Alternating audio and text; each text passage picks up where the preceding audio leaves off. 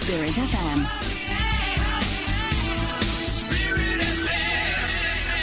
This is Ateneo Voices on DXGN 89.9 Spirit FM. The statements and opinions of the following program are of the anchors and do not necessarily reflect the opinion or official stand of the station. The next 2 hours of radio programming is a live remote broadcast originating from the Ateneo de Davao University, Jacinto campus, synced to the only Catholic radio station in Davao City. This is Ateneo Voices on 89.9 Spirit FM.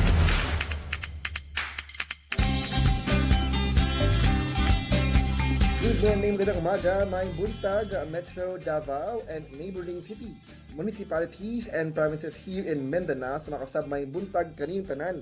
And welcome sa tuwang programang Usapang Al Qalam only here at Ateneo Voices 89.9 Spirit FM. Kumusta ka mo mga kaigsuunan? Welcome sa atuang February 14, 2024 episode sa atuang weekly radio program sa Al Qalam Institute for Islamic Identities and Dialogue in Southeast Asia o the Ateneo de Davao University. Walay laing kundili ang atuang programang Usapang Al Qalam. Ug kauban gyapon niyo karong adlaw nga Miyerkules from 10 a.m. to 12 noon. Walay laing kundi inyong kausap Kenny Lloyd Lucina Angon, ang Deputy Executive Director sa Al Qalam Institute of the Ateneo de Davao University. Kumusta ka mo atong mga suginig paminaw? Sa kanunay kada Miyerkules on air ang atong programa pinaagi sa itong mga radyo. Yan ato ang pinalang istasyon ang DXGN 89.9 Spirit FM-Davao. O ang ato po ang programa ay matpaminawan o matanawan sa ato ang Facebook Live na makitaan sa Facebook page sa DXGN 89.9 Spirit FM-Davao. O kaniya ang Facebook Live ato sa kining ipag-share sa atong official Facebook page sa Al Qalam Institute of Ateneo de Davao University. Kumusta kami mga kaigsuunan? Good morning kaninyong tanan, no? We hope and pray na sa inyong pagmata karong adlaw, February 14, 2024, we woke up inspired, no? For whatever reason, for a lot of reasons, no? Inspired kita tungod kay kita usab kay tagagigayon sa atuang Ginoo, no? Nga kita makamata ug may mga instrumento sa ayahang misyon sa atua karong adlaw sa atuang mga kanya-kanyang mga responsibilidad. Kadua, inspired kita tungod kay nakauban gyapon nato atong pamilya na maski unsa man ato ang responsibility sa atong pamilya, no? Mga ginikanan man kita, mga anak, mga igsuon, we are inspired to continue doing our part, no, as member of this family. And most importantly, no, also important to take note is inspired kita, no, na mahimo kitang maging productive and meaningful members of our community. Whatever our roles, either we serve in our civil society or in the government or kani ato ang mga private sector at mga trabaho, no, whatever our roles and responsibility karong adlaw, we hope and pray na kitang tanan mahimong productive ug labaw sa tanan, no, mahimo kitang safe karong adlaw nga Miyerkules sa atong pagpaningkamot karong adlaw. Sa mga nag-celebrate niini, happy Valentine's sa inyong tanan, sa mga inspired diha, no? Dili lang sa opposite sex or sa imong loved one, but most especially inspired sa imong what you love, no? Inspired in what you do, in your profession, in your service to the community, in your other forms of love, no? Kaya dili lang man kini it's about your affection to another person, no? But also your affection to your family, to your community, to your passion of what you do. So happy Valentine's and happy love. But more than that, no, it's also important to highlight that this month of February is also the Arts and Culture Month, no? And we also salute all of those different organizations, institutions, agencies who are also organizing their events this month of February. And inshallah, no, sa ato mga pagpaningkamot karong adlaw o sa ato mga responsibilidad karong adlaw, we're praying na pinaagi sa pagpaminaw sa itong programa, kauman diha nagapaminaw sa mga panimalay, sa inyong mga trabaho, sa inyong mga sakyanan, wherever you are listening sa itong programa, we hope and pray na pinaagi ka na itong programa, madungagan ka mo sa ma-enlighten ka mo, pinaagi sa itong mga lain-lain na mga segment. No, as always mga kaigsuunan, no, kanina itong programa, ang lamang nato na ipagpasalamat, no, na as yesterday po, no, the February 13, 2024, we celebrated the World Radio Day, no? And as I posted in my account, no, I am very much thankful and blessed to have been given the opportunity to handle this program for more than 5 years. No, almost 5 years na almost 5 years, tama. starting July 2019.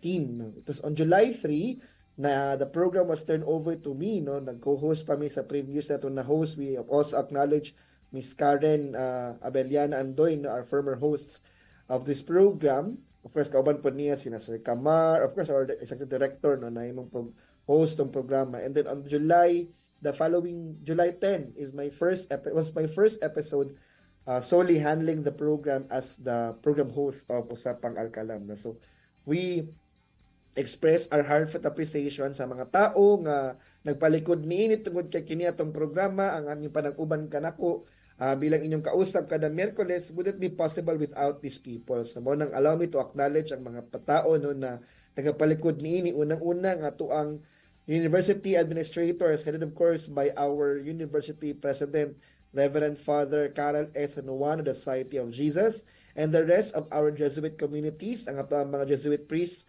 fathers, good morning kanyo tanan diha, and hoping for everyone's safety and good health sa atong mga even though we are also encountering a lot of factors no mga fathers no, so we are praying for every one of you sa atong mga Jesuit communities. And we also like to thank ang atuang administrators in the Al Qalam Institute tungod kay sila pod no ang naghatag niinaw ng oportunidad. In fact no, FYI, I started as the host of this program but I'm not yet at that time a full-time staff of Al Qalam no July tungod kay nagsugod ko full-time in Al Qalam on September 2019 no. So part-time pa I was then program facilitator handling some of the as consultant of some of the youth programs and some implementation of the projects of Al Qalam.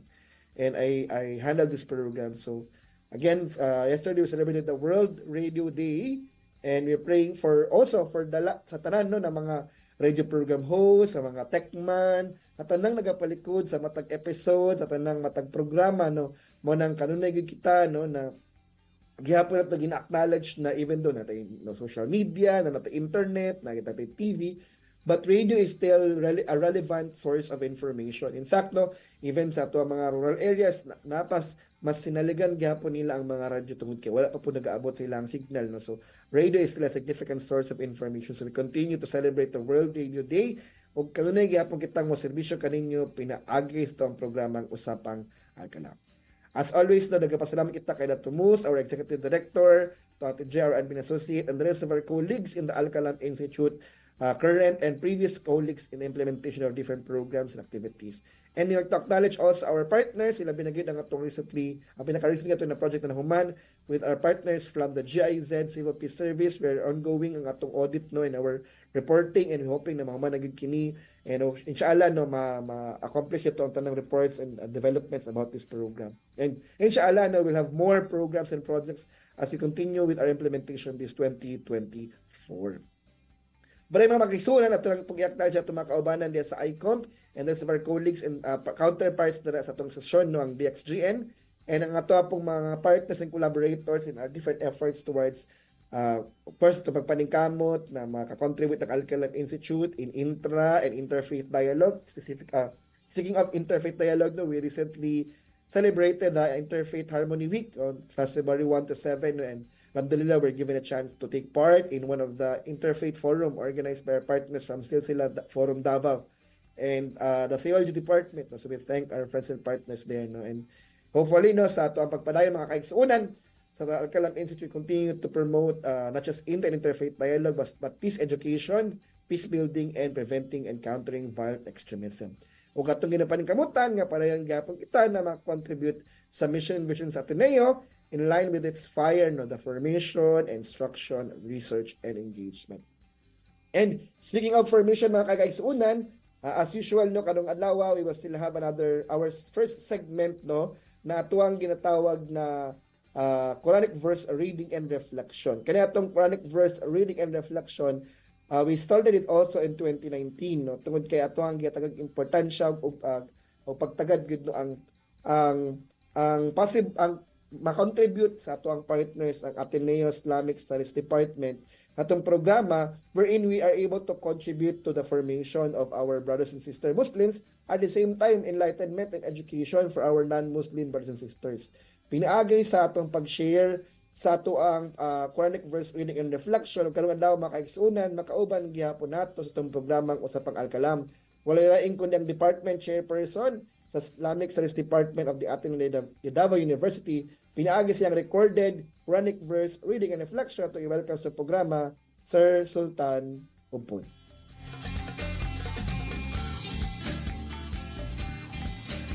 A'udhu billahi minasyaitanir rajim. Bismillahirrahmanirrahim. Assalamualaikum ang kalinaw maana ninyong tanan, labi na sa atong mga suking tigpaminaw. Nanabudta karon sa atong programa nga pamalandong gikan sa tudlo ug kaalam sa relihiyong Islam. Karong taknaa atong sabton ay katulong bersikulo sa kapitulo 1. Ang Allah nag-ingon, Ar-Rahmanir Rahim, ang mahabagin, ang maawain. Kining ikatulong nga bersikulo atong naninahisgutan nga ang Allah iyang gidescribe iyang kaugalingon nga Ar-Rahmanir Rahim, ang maluluyon sa tanan, ang maluluyon sa mga magtuto. Apan tagalang natog dugang pagsabot nganong nalitok ni og balik sulod sa kapitulo 1. Ato makita diri nga paghuman og ingon sa Allah sa ikaduhang bersikulo nga siya ang Ginoo sa tanan, iya gisunod ang pagdescribe sa iyang kaugalingon nga ang maluluyon sa tanan, ang maluluyon sa mga magtuto. Ang Allah as Rabb, Ginoo sa tanan, usa ka warning nga siya muhatag og mga silot sa mga tawo nga dili siya ilhon nga Ginoo. Pag human niya hatag og warning, iya gisundan og encouragement nga siya ang maluluyon sa tanan, ang maluluyon sa mga magtuto. Gibalik ni niya glitok to guarantee nga bisan pa man anaa siya mga silot nga ihatag, mas daghan or dako gihapon ang iyang kaluoy kaysa mga silot niini. Ang propeta Muhammad nag-ingon, kung kabalo lang ang mga magtutuo sa unsay mga silot na ang Allah, walay paglaom nga makuha sa tawang paraiso sa Ginoo tungod sa kadako ug kalisod mo silot ng Allah. But pasabot ani, tungod sa kadako ug kalisod sa mga silot, ang paningkamutan sa tawo unsaon niya masalbar iyang kaugalingon nga dili siya mahulog sa impyerno. Ug kung kabalo lang ang mga dili magtutuo sa unsay kaluoy na ang Allah, naay paglaom ang tawo nga makuha niyang kaluoy sa Allah, ang paraiso, tungod sa kadako sa kaluoy na ang Allah. Dili sa takutob, pirmi nato dumdumon nga ang kaluoy sa Allah dako kayo. Bisan pa man usay makahimo tag kasayupan o dautan, dili nato limtan nga ang Allah maluluyon sa tanan. Ampo lang ta nga iya tang pasayloon sa tanang kasayupan o kadautan nga atong nahimo. Allahumma amin. Alhamdulillah. Alhamdulillah and shukran to our Department Chairperson of the Islamic Studies Department of the Ateneo Davao University, Sir Sultan Upon. Daghang salamat sa imong recorded video para sa ang Quranic verse reading and reflection karong adlaw. Sama na lamang sa giingon ni Sir Upon, no? And I believe it is also shared by a lot of religions that indeed our God is merciful, no? Nasa ato matag adlaw nakita gina challenge nga magampo, no? Partigid itong pag-ampo ang pagpangayo og pasaylo na amidst all of the challenges we're encountering, wherein we are tempted to do against what the will of God is, no? We always find time to ask for forgiveness, pagpangayo og pasaylo. Mo nang karong adlaw mga kaigsuonan, we share this verse tungod kay importante na kita sa matag adlaw na to, nagapagayon kita sa pag-ampo ug labanaw na bo nagayud sa atong pag-ampo atong apila ng pagpangayo pagpasaylo sa ato ang mga ginagmayman o matinagko na mga kasatanan, no? And we hope and pray, no, na nag-ampo kita na kini atong mga kasalaanan, no, is mapasaylo kini sa atong Ginoo. Especially, no, sa one of the things that is difficult to say is to ask for forgiveness. We also not do it on a verbal level, but most importantly, translate it into our actions, no? That when we ask for forgiveness, it's important that we sustain this asking for forgiveness by translating it to sustaining good action. And we hope and pray na everyone will be enlightened, no, sa tuang segment na Quranic verse reading and reflection. Sa makausap, nagpasalamat kita kay Sir Sultan Upon, the Department Chairperson of the Islamic Studies Department of the Ateneo University, and ato pag ginapasalamatan ng atong mga estudyante and partners from the Ateneo Islamic Studies Students Association. So medyo tongue twister ang ilang org no, AISA. And speaking of mga organization, no, where yes po, no, where educate, this program is also a mechanism for us to educate kaning segment Tungod kayo sa mga wala pa nakahibalo sa itong mga tigpaminaw, tigpananaw, ang Ateneo de Davao University nag-offer og AB Islamic Studies Minor in Education. Kani nga programang AB Islamic Studies was started to be offered in Ateneo in 2014. Yes po, no, at least 4 or 5 batches of alumni na po ang naproduce ng programang ito.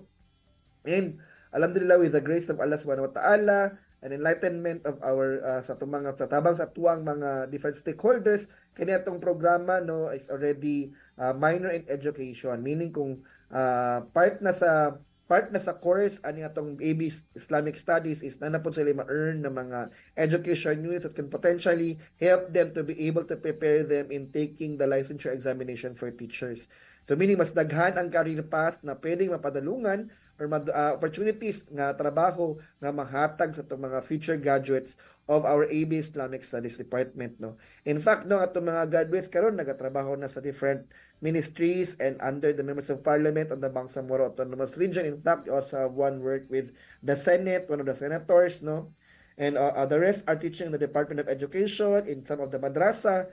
No, and we're happy no, na inshallah we'll have more of our graduates who are now becoming bureaucrats, becoming effective members of the working committee, structures of different institutions, both in the public, in the private, and the civil society. Yes, napunta ito yung mga nag-work sa mga NGOs and POs. No? So, if you're interested to get to know more about our program, the AB Islamic Studies, pangitaan lang yun sa Facebook, ang Ateneo Islamic Studies Department. And you can also message us on Facebook page, Al Qalam Institute of the Ateneo de Davao University. Inshallah, as we begin with the next school year, we will still continue what has been started for the past years by our former President, Father Joel Itabora, the offering of AB Islamic Studies scholarships, President Scholars.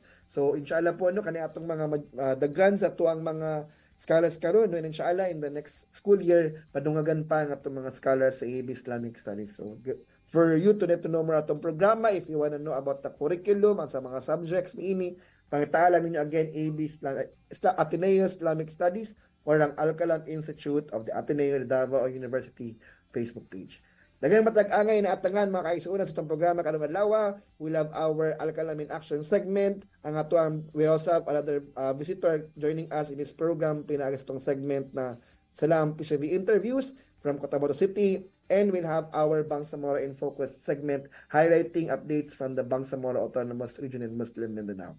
Muna atong anging atangan mga kaigsuonan. For the meantime, mabalik pa ang atong programang Usapang Al Qalam. Only here at Ateneo Voices, 89.9 Spirit FM.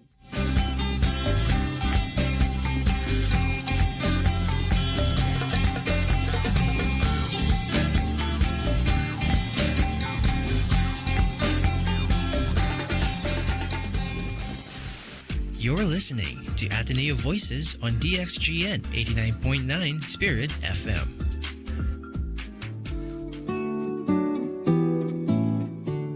Sa buong ASEAN, ang Pilipinas ang pinakamataas ang teenage pregnancy. Yung edad na 15 to 21, diyan nagsisimula ang maraming mga buntis. Ang dahilan po niyan, unplanned sexual encounter o kaya peer pressure, lack of information sa mga kabataan, family breakup, nako.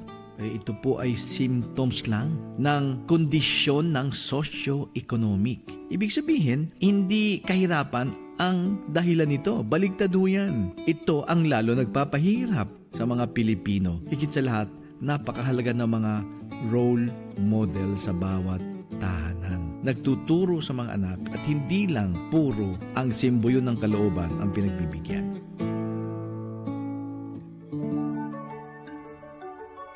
Di ay ba? Mga importanteng impormasyon may tungod sa kasaysayan nga angayng hinunuman ng mga panglabayng hitabo, lugar o tao matag adlaw. Kundo na kita'y mga winners sa beauty pageant karon, mas may nauna pa kay kanila anak. Mao ba pa? Kinsa man kana siya? Nataw Pebrero 14, 1912, ang usa ka senadora, manunulat, nailhan nga beauty titleist ug civic leader nga si Maria Kalaw Katigbak. Wow, grabe no. Maanyag yun di ay ang mga Pinay. Kang kinsa man ka na siyang anak pa. Siya nataw sa Manila sa iyang amahan nga si Teodor, eskolar og manunulat, ug sa iyang inahan nga si Pura Villanueva, usa ka manggiitang negosyante. Gitamod ang iyang pamilya sa kadaghanan. Di ay ba? Atong pasalamatan ang DXGN Mission Partners, Mrs. Maria Lourdes Tanod-Tanod, Aimilin Lumbayon, Jean Sobiaco, Eugene, Jeanette, Thelma Caballes, ug Serena Go. Mga kaspirit, tungod sa walay huno nga ulan ni ining mga mayaging adlaw, sugod ni atong Enero 15, nakahiagom ug baha ug lunop ang atong mga kaigsuunan sa daghang dapit sa Davao Region. Daghang mga pamilya ang nakasinati ug nahiagom sa tumang kalisod tungod ni ining maong kalamidad. Daghan kanila ang mibiya sa ilang mga panimalay ug anaa karon sa mga evacuation centers. Ang obispo sa Diocese sa Mate nga si Bishop Abel C. Apigo mipaabot sa mensahe nga naghangyo sa atong hinabang ikan sa Diocese sa Davao alang sa mga pamilya nga nabiktima. Labing gikinahanglan nila ang mga makaon o mga food items sama sa kape, asukal, powdered milk, labaw sa tanan alang sa mga bata, bottled water, canned goods, rice o uban pa. O kung mahimo dugang pa, hygiene kit, laundry soap, bath soap, basic cooking utensils. Mga kaigsuunan, dakong habit kini kanato nga bisan sa atong kaugalingong kalisod, makahimog gyapon kita sa paghatag o hinabang alang sa uban. Hagit kini sa pagpakita sa atong Kristohanong kasing-kasing. Palihog, dalhang inyong hinabang sa opisina sa inyong parokya o direkta ngadto sa parokya sa San Pablo sa ilang pavilion. Ang atong naandan nga dapit nga punduhanan sa mga relief goods, Huna Subdivision, Davao City. Daghang salamat. Spirit FM, Spirit FM. Mateo 6, versikulo 1. Matnguni nga dili ninyo ipasundayag ang inyong mga maayong buhat. Kung ingno ninyo ni ana, dili kamo makadawat og ganti, gikan sa inyong amahan nga atua sa langit. Pamalandong. Ang pagbuhat sa maayo ni ining panahon sa Kwaresma, sama sa paglimos, pagampo o pagpuasa, dili angay nga ipasundayag, kundi alang sa kabag-uhan sa kaugalingon. Siya nga matunod-ano niini adunay ganti. Siya nga mopasundayag lamang niini walay mapaabot. Tugutan mo ba kining kapanahunan nga ikaw mutubo sa imong panaw nga espirituhanon? Pagampo, hinlui ang akong kasing-kasing Ginoo. Amen. Mga igsuon, ayaw pangitaa ang pagdaig.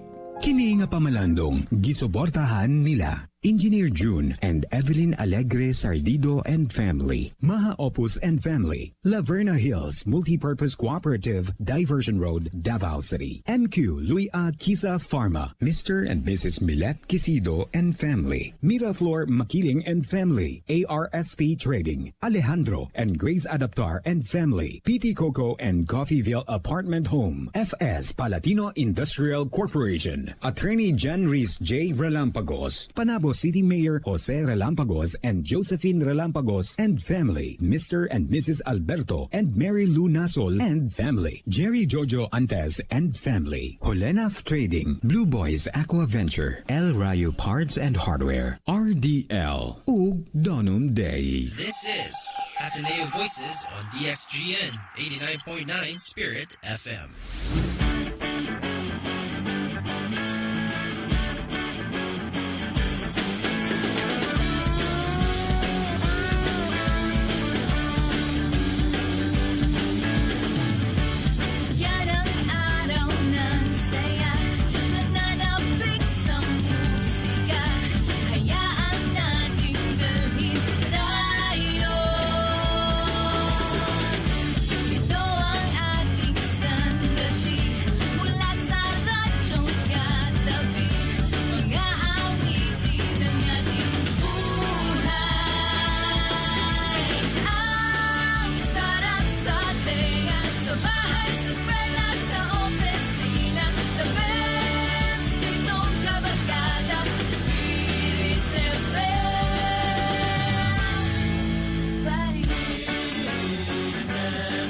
best buds. The best buds.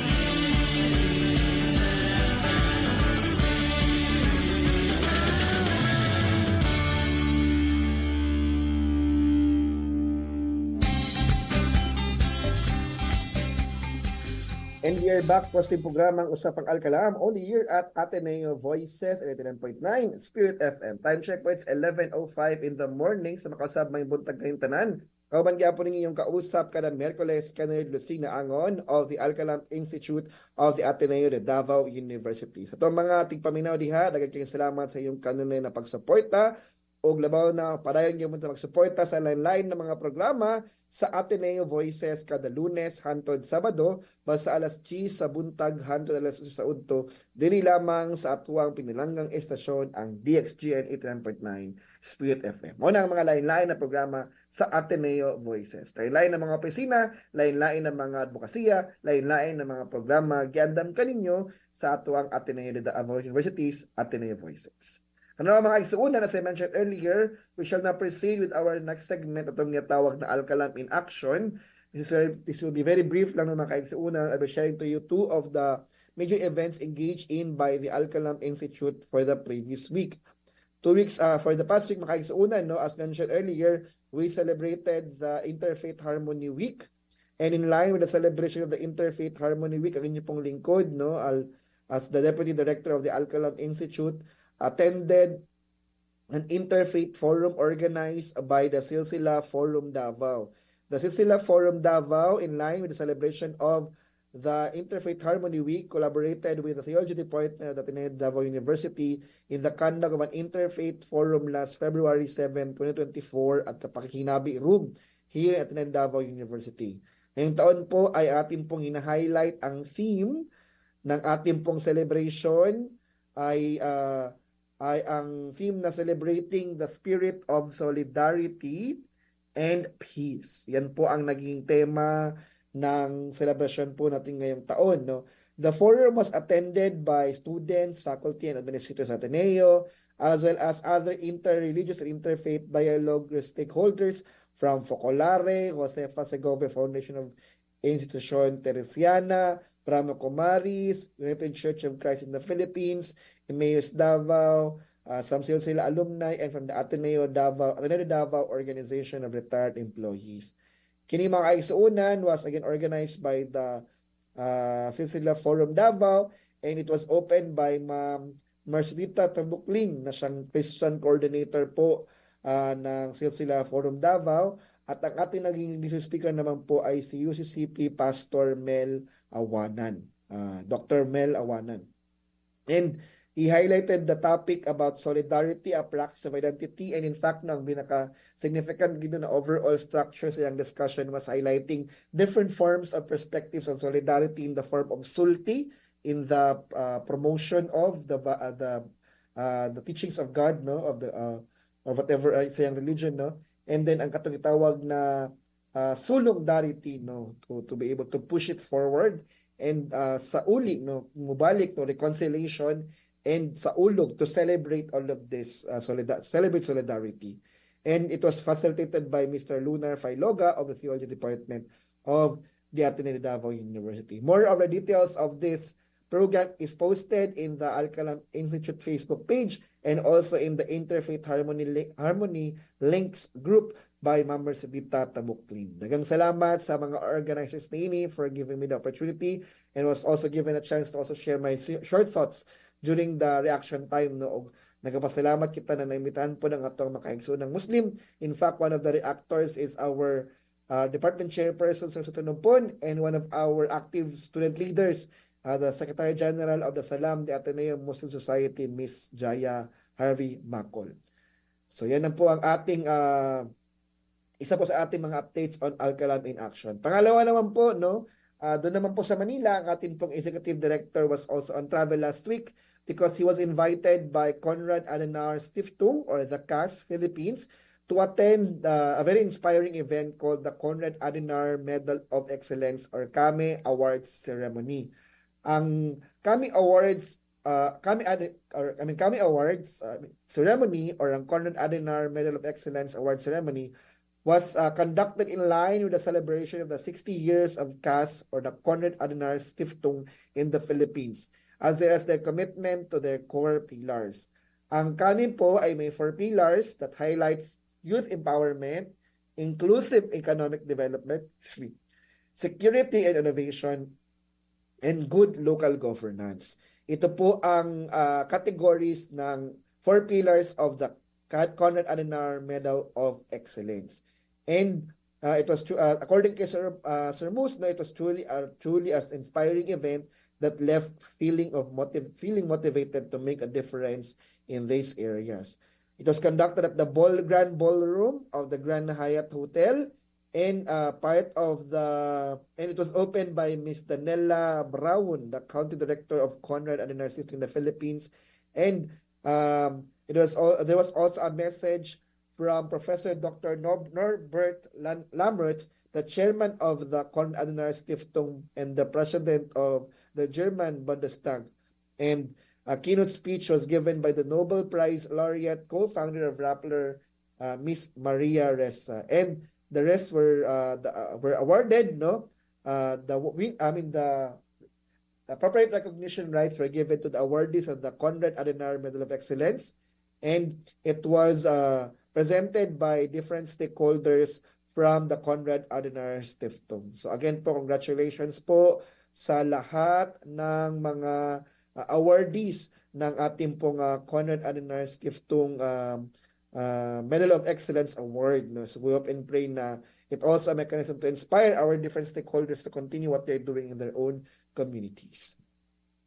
Speaking of inspiring their communities, no, mo na ang atong pag-focus karon sa ato ang next segment na ang atong gitawag na Salampis of You interviews. In the Salampis of You interviews, it is a segment for us to give opportunity for our stakeholders on different sectors, no, from women, from youth, from religious leaders, from government leaders, from NGO PO stakeholders, GOPO officials, and even just normal individuals who are doing their part to be of influence, good influence sa their communities. Labaw na gayud sa atong mga kabatanunan. Ug karong adlaw mga kaigsuonan, speaking of influence to our young people, ato ang makauban karong adlaw mga kaigsuonan, walay laing kundi from the Responsible Young Leaders Organization or RYLO. It is a youth organization based in Cotabato City. Una ko pong na-meet on behalf of sa RYLO was their current head or president, we'll get to know more of his position, si John Isidore Laure, who was part of the delegation we recommended to take part in the Principles for Peace recommitment ceremony in Manila, in the Grand Hyatt Hotel, also in Manila. And in fact, he was the one who read the commitment statement of the youth sector, which I facilitated on behalf of the youth sector during the P4P recommitment ceremony, which was graced with the presence of Secretary Galvez and Minister Iqbal, no, Muhagir Iqbal, on the side of the GPH and the MILF peace panel, no, and but he's unable to join us today because of co-equally important matters. But we are blessed to have joining us today is none other than the Secretary General of the RYLO. Walang iba po kundi si Aldwin Clark, more known as Ace Di Fiesta. Good morning, Ace, and welcome sa programang Usapang Al Qalam. Hello, Sir Kenny. Magandang umaga po and thank you for having us. Magandang umaga po sa mga tagapakinig ng 89.9 Spirit FM. Happy Valentine's Day po, I suppose. Yes. Thank you, Ace, no, again, for accepting our request, no, for to be part of this program. As mentioned, very welcome ang lahat ng ating mga stakeholders sa segment na ito. And it's what you wanted to do is to inform ang atong mga tigpaminaw, no, and ang atong mga viewers that there are institutions even led by young people like ACE, no, and such as the RYLO, who are doing their part also to contribute in sustaining different advocacies in their own communities. Pero bago na ito, kilalanin natin po yung yung RYLO, ACE, no, baka mas magandang mas kilalanin natin yung ating bisita ngayong araw. Si ACE ba ay isa pang estudyante or isang young professional na? So kung estudyante or nakapagtapos na, ano ang natapos mo or pinag-aaralan mo ngayon at saang school ka ba? And if in case you're a young professional, where are you currently connected right now? More than being part of being the Secretary General of RYLO. Go ahead, Ace. Yes po, I graduated psychology po in Notre Dame University. I now work as a project associate po sa isang NGO, Integrated Democracy and Development for Meaningful Progress Incorporated po yung aming NGO that works with our project right now is working with the Sangguniang Kabataan, training them to become like-minded youth leaders as well po. Yan, no? So at least welcome to the civil society community, Ace, no? Because I think the last time I saw you was you were, I think, a volunteer pa sa BYC. Not sure if that's what the memory is giving me, no? I saw you in the BYC office when I gave a letter sa BYC office ni Commissioner Nasdunding, no? And maganda, no, na at least no, you are now really practicing more of your work na not just in the field of psychology, but more importantly, no, continuing your effort as a student leader in your school in Notre Dame, now part of the civil society community. As again, no, thank you again for accepting our invitation. And siguro mas kilala naman natin yung ating RILO. Ano ba ang RILO? At can you briefly share to us, kailan ba nagsimula ang RILO? At ano ba ang mga talagang priority programs ng RILO? Alright. Responsible Young Leaders Organization po ay isang multi-partial, non-partisan and youth-led organization po based po in Cotabato City. Kami po ay nag-envision po we envision young people to become proactive in recognizing po and addressing social issues by upholding culture of peace. Yung siguro yung iba sa amin. Yes. We uphold the culture of peace through collective leadership. We also aim to bring together youth na nagpo-foster po ng solidarity, nagpo-foster po ng mutual respect, nagpo-foster ng inclusivity to recognize and address social issues that affect the growth and development of the youth and society in general po. RILO po is also an accredited youth organization po of the Bangsamoro Youth Commission and of the Local Youth Development Office po of Cotabato City. We were established last 2018, but before there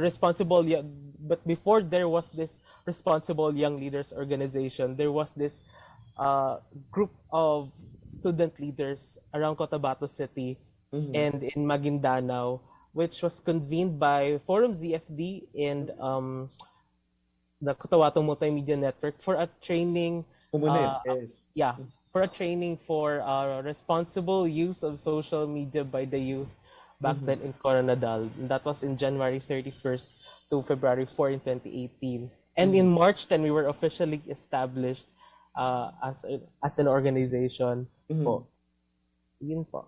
Yeah, that's RILO, no? And again, so as mentioned by Ace, no, we would like to acknowledge ang ating mga friends and partners from Forum ZFD. I also knew about RILO. I also knew about RILO first was I saw post by Comnas Dunding. No? He was sharing posts about being a speaker of one of the activities of RILO. That's when I first saw about RILO. Then I met some of your former colleagues. I'm not sure if currently officer pa rin ba siya, sila Uday, no, of CSU, no.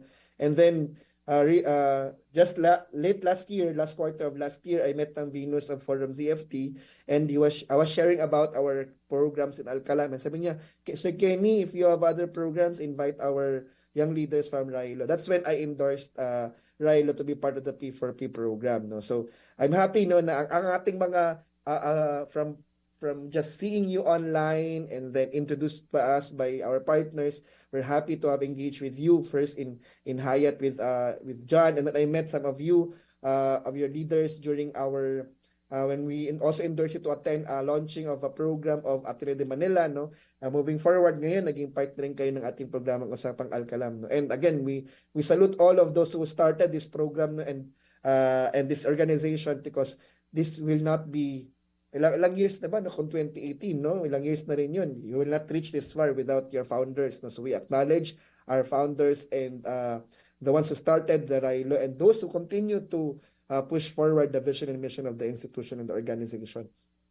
So anong mga key programs, no? Anong mga priority programs na talagang pinupush ng ng RILO, no? Kung ano mga key programs at ano ang mga mga major programs na or activities na na-implement nyo na ACE, no? But before you answer those questions, we'll just have a short break muna, ACE, no? So we'll highlight as we go back later on, mas malalaman natin kung ano bang mga priority areas na talagang fino-focus ng RILO at ano ang mga major accomplishments so far na na-implement nila. We'll get to know more about RILO and those, we'll be answering those questions. So ito pagbalik, dili lamang sa programang Usapang Al Qalam, only at Ateneo Voices, 99.9 Spirit FM.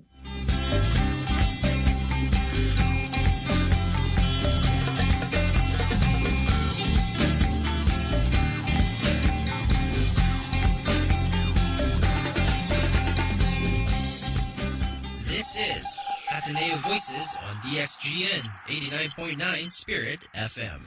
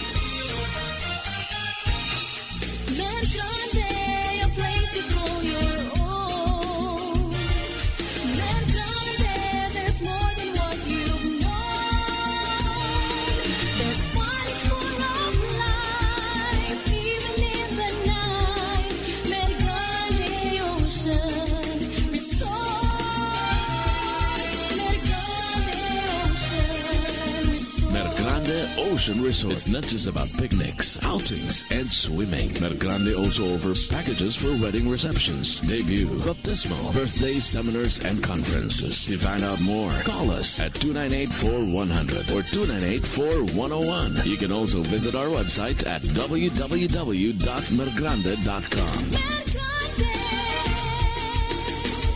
Mergrande Ocean Resort, Talomo, Davao City.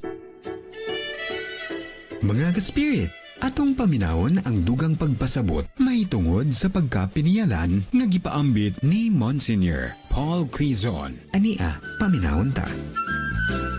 Ang atong pagkapiniyalan, the other word is pagkatinugyanan, discipleship, a way of life. Ang gasa nga imong nadawat, ang imong kinabuhi, di lang na para sa imong kaugalingon. It would be a big mistake if you will just understand the gifts as for your own benefit, but for others in general. No? This is at the heart of stewardship. You are given gifts so that you can give. Hantod dili ka maantigo nga mohalad sa imong kaugalingon nga kinasingkasing gayod, kanang pagpangalagad nga matinud-anon gayod, dili ka pa makaila kung kinsa gyud ka. You wonder why people are becoming so unhappy, and they would say they are depressed. Ang reason po na usahay is they have forgotten how to share themselves to others. And that is what St. John Paul II would say. Unless you learn to give yourself unconditionally to others, you will never discover who you really are. The joy that is ultimately God's gift for you is to become like Jesus Himself. Just like that bread that is broken and shared, so are we also asked to share ourselves to others. Basta taga Davao, maayong piniyalan. Kasaligan. Bound PH Trade Solutions, provider for import and export documentation, customs and trade consultancy, and many other. Serving the industry for 20 years. Contact us at 0917-126-2885 and look for Carlos Louis Alcacid III for more details. Bound PH Trade Solutions, fast, efficient, and reliable trading. Intergenerational Healing Retreat, or Healing of the Family Tree, is to break bondages, curses, vices, and family diseases inherited from ancestors. Registration donation promo for 2 family members. 600 pesos per person includes materials. Bring your own baon. This will be on February 17, 2024 at MIC Retreat House, Torres Street, beside Assumption Church. Registration will be at 9 a.m. For inquiries, please call or text smart number 0962-241-7536 or globe number 0966-410-6513. Again, please call or text smart number 0962-241-7536 or globe number 0966-410-6513. Please be reminded that 2 family members are required for the retreat. See you there. You're still listening to Ateneo Voices on DXGN 89.9 Spirit FM.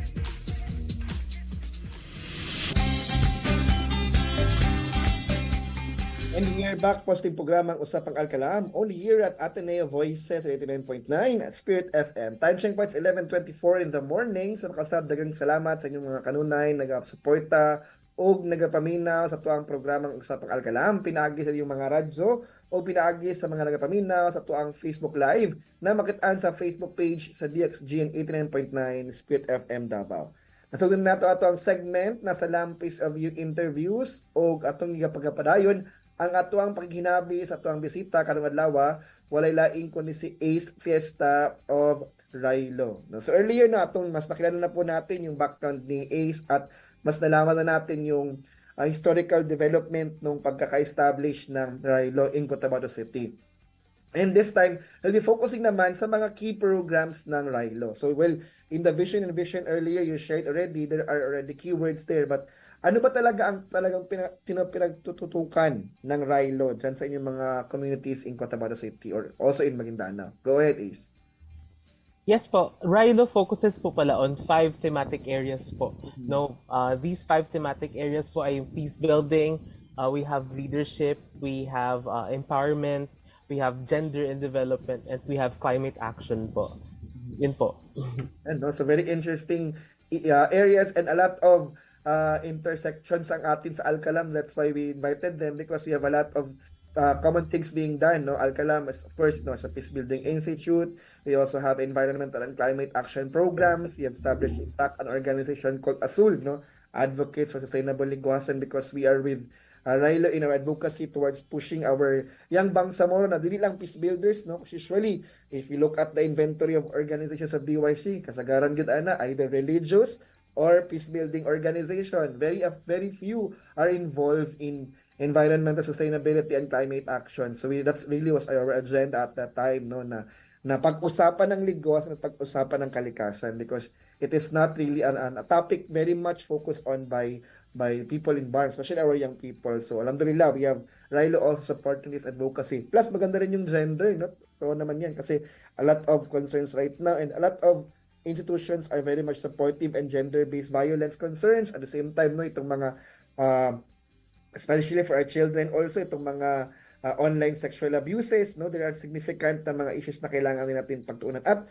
as you mentioned earlier, yung inyong engagement on the use of social media, no, for leadership and empowerment in your communities is a significant effort, no. So we congratulate sa mga ang Rilo for these initiatives. Siguro briefly naman, siguro 1 or 2, no, Ace, baka meron kang gustong i-share na ano bang mga regularly ginagawa ng Rilo for the past years, no, and sino mga nagiging beneficiaries ninyo sa mga programang ito? Yeah, so far po sa aming 5 years of existence po, nakapag-train po kami ng 2 batches ng mga student leaders po na about fundamentals po of peace building and nonviolent communication po. Meron din po kaming mga invitations po from peace initiatives in BARM. We've also had our membership drive, and we've also had a role in the Mindanao Week of Peace kasi po member po kami ng Hangkad Hiraya Peace Action Network po. So far po, we have focused on fundamentals of peace building and nonviolent communication kasi ito po yung mga topics na hindi ganun ka let's say rampant na hindi ganun kaalam ng mga kabataan natin ngayon. And we've started young po. So we've started yang sa ating mga student leaders from grade 10, grade 9, grade 10 to 11 to 12, mga ganun po. Yeah. Yeah, no? So, you mentioned also earlier about your membership. No? Sino-sino ba? Ano bang qualifications noon? And what are the steps? For example, one of our partner org is Youth for Peace. No? And for sure, sama familiar din kayo sa sistema na the only way you can become a Youth for Peace member if you have to undergo YLS. Sa Rilo naman, anong parang qualifications or minimum na prerequisite bago ka maging member ng Rilo? And how do you do it? In Rilo, everybody is welcome.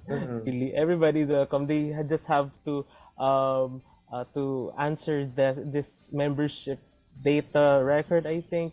And we've also have sa membership po namin, sa membership process po namin, we've conducted interviews po. We have questions po. We have essays din po na we meticulously look into. We also look into personal details po. Nasa membership process din po namin yung tinitingnan po namin yung mga personal details. But we're not really more on the personal details. We're more on yung drive po nila to be part of, real progress po that we are advocating po.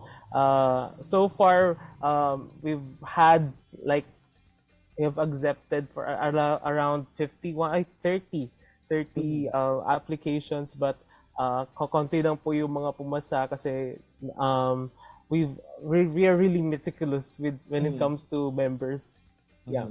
No? So maganda rin yung talaga na i-assess talaga din natin, no? Especially we wanted also these organizations kasi diba, especially for our batch na siguro I would admit na many of us would like to be part of an organization for the sake of having a lot of organizations and networks, but not necessarily to push for the advocacy of the organization. So it is actually valid for organizations to meticulously evaluate the applications for membership because we wanted to have quality members actively participating in our programs. Hindi lang yung nag-claim na ako member ako ng ganito. So what do you do as a member? That's actually what is more important.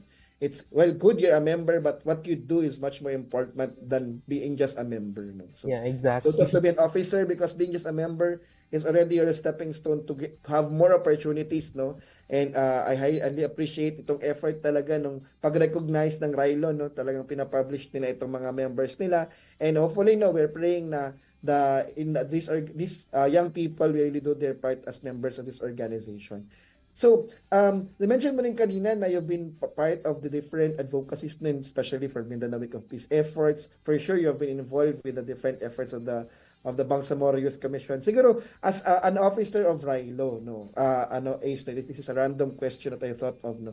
Bakit ito ginagawa? No? As young people, no, as you mentioned, you're just a fresh grad or kakagraduate mo lang din for the past month siguro or year. Why are you doing this? No? Bakit wag na lang mag-focus sa trabaho? Bakit kailangan pa mag-Rilo ng isang ACE or ng isang member ng Rilo? But hindi na lang mag-focus sa pag-aaral or mag-focus sa trabaho? Would you like to share your thoughts on that? Yes, siguro hindi namin kayang maupo na lang. No? Di namin kayang maupo na alam namin may kaya po kaming gawin. So we do this so that young people will be inspired as well to take action, to take part in the society po kasi ang daming magagawa ni kabataan. Ang daming opportunities, ang daming potential ni kabataan. Yung mga ibang kabataan hindi nila nagagamit 'yon. So we encourage you guys to join, no, to start young, to be proactive as well in the society. So yun po talaga. Yeah. And the reality is you are in the center of the Bangsamoro Autonomous Region, no? Yes. Meaning a lot of piloting is being done there, no? Therefore, young people should not just be merely beneficiaries but co-developers, co-implementers of programs and projects. So that's why one of the challenges I gave to John and your colleagues during our meeting na mag-aim na kayo, 5 years na pala kayo, mag-aim na kayo ng SEC registration para gaya ng ating mga, your brother and sister orgs there, no, ang AMIL, sina Positive Vibes na they're getting more opportunities, especially for AMIL because they do have SEC registration. So this might be a growth level for Rilo to look at in the possibility of registering it legally. Well, given yun, yung may BYC at LIDO tayo na registry accreditation. But for us to get more access to support and opportunities, we really encourage our young people to establish organization and register them and have legal identities. No, But I appreciate yung answer mo, no, na there is a need for us, hindi natin kaya umupo lang. Sa nakikita natin, no, at naririnig natin at napapanood natin, it's important to do something about it. No? And as I mentioned, we should not just be merely waiting for becoming beneficiaries, but rather if we can already initiate whatever we can do is something important to be recognized as young people. No? At in fact, no, mas creative tayo magawa ng mga programs and projects. Tayo po ang term ko kasi sa mga youth pa naman ako. By definition of BARM, hanggang 4th young people, so qualified pa naman si Kuya Kenny. Well, anyways, I appreciate talaga that's why we invited Rilo on this program because we appreciate this initiative that they do. And as you mentioned, start young and start small. No? As we go on with their starting small, you learn from it, its experiences, and it can help you develop more as an organization, as a person, no? And for sure, magagamit mo rin siya sa profession mo. Speaking of profession, no? Anong naitulong nung engagement na you mentioned? You are a psychology graduate, you work in the civil society.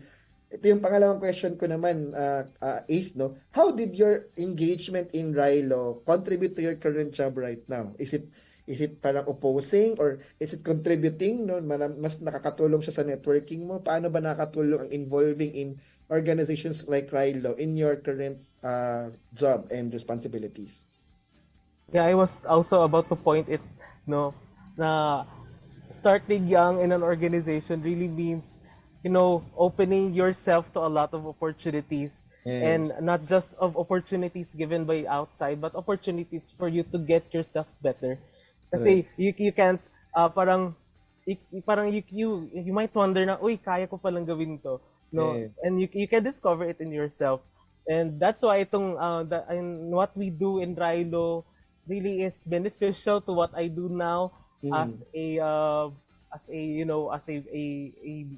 worker in an NGO, and even in previous youth organizations that I have, like that of student council, no, it really helped me in being practical in ways to think outside the box, as cliche as we could sound, but think outside the box. No, yun po talaga yun na you could really see the difference of those answers ng mga kabataan natin na walang exposure sa ganito. You could really tell the difference. So, yeah, I think that's about it. Kung paano tayo it really helps you. It would really mold you to become the person you are right now.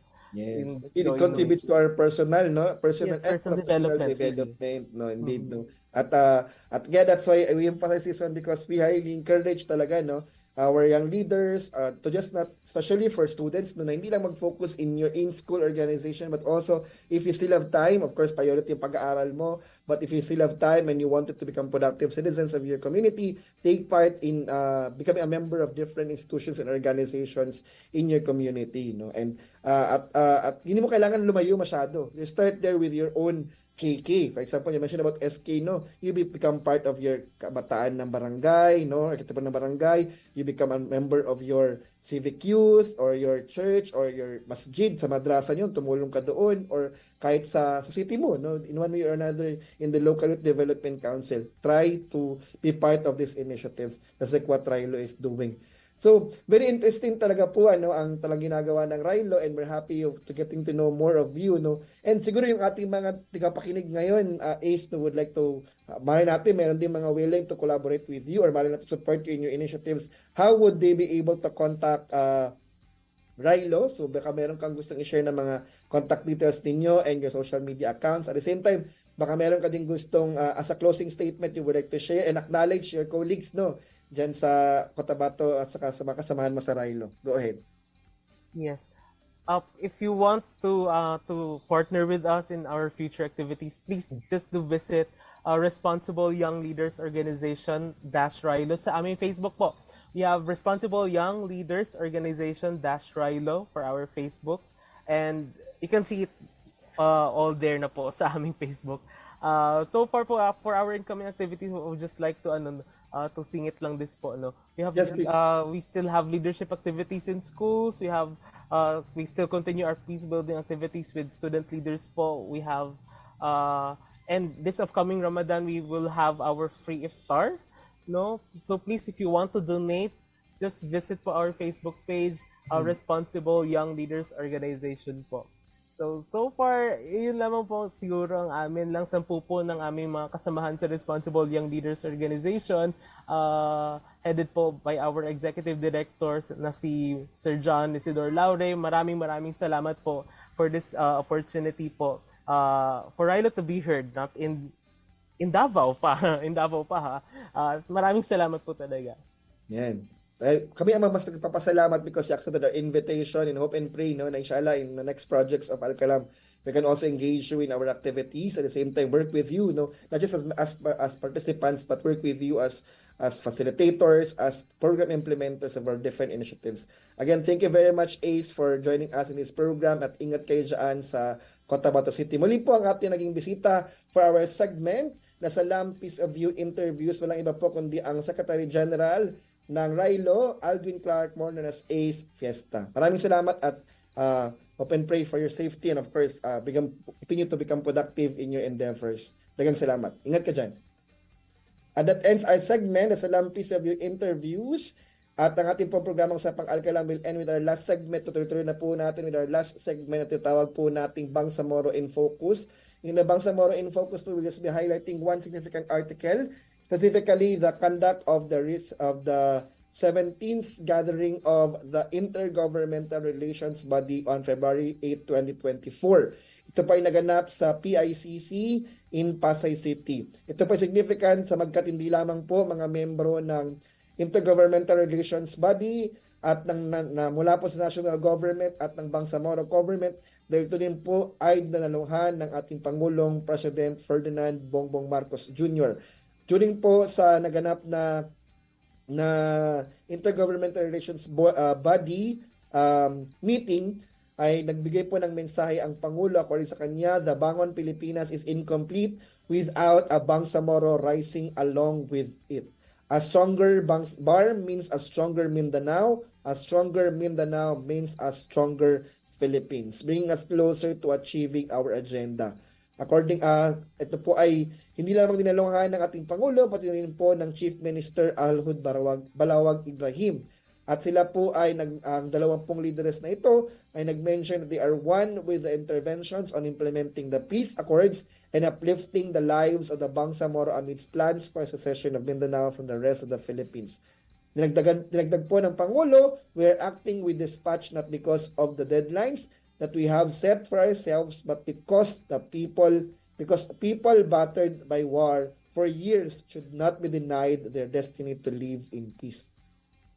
According naman po kay Chief Minister, the paramount objective for the Bangsamoro government remains the establishment of autonomous region that is functional, ready, and thriving in an ever-changing and competitive society.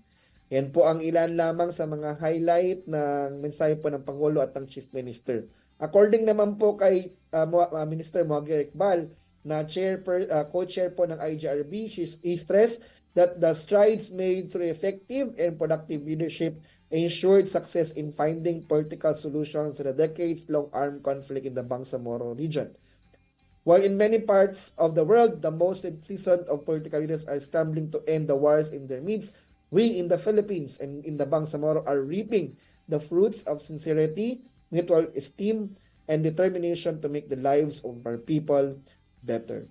So, alhamdulillah po, ito po ay naganap noong February 8, and we're hoping na sa manifestation po na ito ng ating Pangulo ay talagang magkakaroon ng appropriate monitoring sa mga concerns raised in the IGRB meetings. At the same time, hindi lang ito ma-erase, kundi ma-raise. Rather, ito ay ma-address ng ating mga appropriate agencies involved in the intergovernmental relations body between the national government and the Bangsamoro Autonomous Government. Ito pa isang milestone.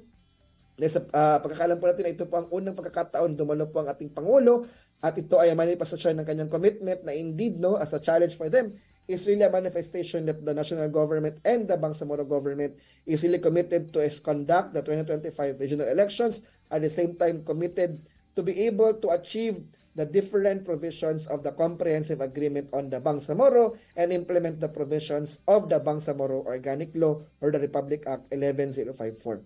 At yan po ang ating segment na Bangsamoro and Focus. Before we end po ang ating programa, nagpapasalamat po muli tayo kay Sir Sultan Opon, the Department Chairperson of the Islamic Studies Department of the Ateneo Davao University, sa ating pambisita na si Ace Fiesta from Rilo, and thank you also to Sir John Laure for endorsing Sir Ace to being part of this program. At sa lahat po ng ating mga tagapakinig at taga-suporta sa ating programa, lahat po na nakasama sa atin sa ating mga initiatives po, dagang salamat kayong tanan.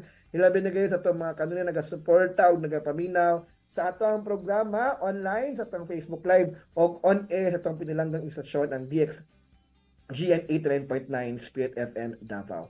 And before I end, allow me lang to acknowledge ang akong pamilya, akong Mama Marilyn, Papa Luloy, Ate Chini, Kuya Jessie, akong pagamangkon si Baby Ellie, akong mangod si Roy, ang asawa si Karen, akong pagamangkon si Baby MK and Kuya Shosho, and the rest of our relatives sa Lucina o sa Anggon family, and Sarah family, and the rest of our partners and collaborators mula po sa GSERV, Global Community Engagement and Resilience Fund, GIZ Civil Peace Service, the Mindanao Youth Development Center Incorporated, the Salam Movement, and the Azul Advocates for Sustainable Ligwasan. All of our partners in the Mindanao, in the Philippines, and the rest of the world, maraming salamat po. We hope and pray na naging meaningful po ang inyong pakikinig ating programa ngayong araw, and we hope and pray na mag-uban-uban gyapon kita sa mga mosunod na mga Miyerkules. O pagkasuportahan nato ang lain-lain na mga programa sa Ateneo Voices kada Lunes hangtod Sabado basta alas 10 sa buntag hangtod alas 12 sa udto. Lain-lain na mga programa, lain-lain na opisina nag-aandam o mga lain-lain na mga advokasya para kaninyo pinaagi sa Ateneo Voices. Again, we thank you for your supporting us in this program, and hope and pray na mag-uban-uban gyapon sa mga musunod na mga Miyerkules o kauban gyapon ninyo inyong kausap kay ni Lloyd Lucina Angon o kini ang atong programang Usapang Al Qalam. Only here at Ateneo Voices 89.9 Spirit FM. Daghang salamat ug mag-amping kitang tanan.